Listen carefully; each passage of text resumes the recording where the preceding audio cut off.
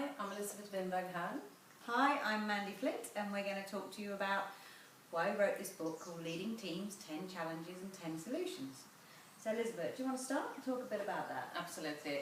Some of you may, we hope, some of you may have read our previous book. We wrote a book called The Team Formula that came out in 2013. That book was completely a story altogether about a team they get to follow during the year. And a while after that we were asked to write another type of book, more of a how-to book around teams.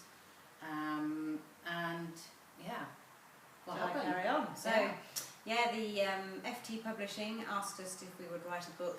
They'd read the Team Formula and they liked our style of storytelling, they liked that technique. And so they asked us to write a book, but this time to make it a more how-to book. So how do you explicitly explain some of the things that are going on in the story?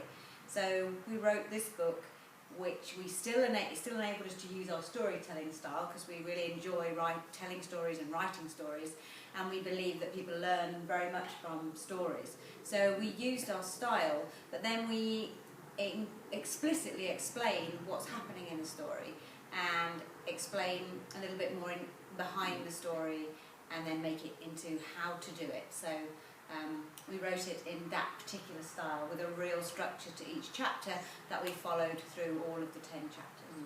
Now there's of course a difference between writing a story altogether and doing a how-to book. So at first we were thinking, okay, this is going to be a bit different for us, but as Mandy described, the structure helped us a lot. So it was actually much quicker to write this book than it was the first book, in that respect, that it had a very strict structure to each chapter, which a story can't really have in the same way.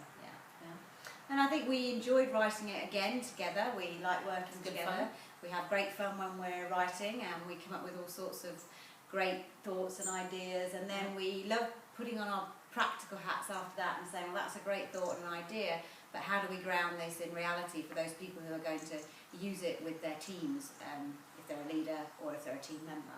And we keep coming back to that question: how does it appeal to somebody as a chief executive possibly, and then somebody who's just a member of a team, who's a part of a team? How do we keep saying, does this apply here, does it apply here? And we sort of challenge ourselves with that as we've been writing the book, and that's been fun to do, and challenging to do, but fun to do. Yes.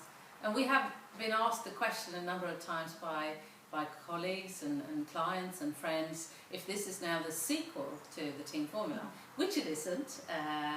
And there may be a sequel coming to that later on, but this is a completely different type of book, and we hope you can enjoy it. Yeah? Still about leading teams, and still on that same dimension. So we wanted to capture, one of the endorsers wrote a really nice endorsement for us, who's already read the book, and we wanted to just say this one particularly captures what we were trying to create when we were actually writing the book. So I think we'll probably finish by explaining and reading that. So this book describes situations that are very familiar to me, but it gave me the tools to deal with them and the understanding of exactly why they'd happened. Right. So thanks for listening, and we hope you can enjoy the book. Happy reading.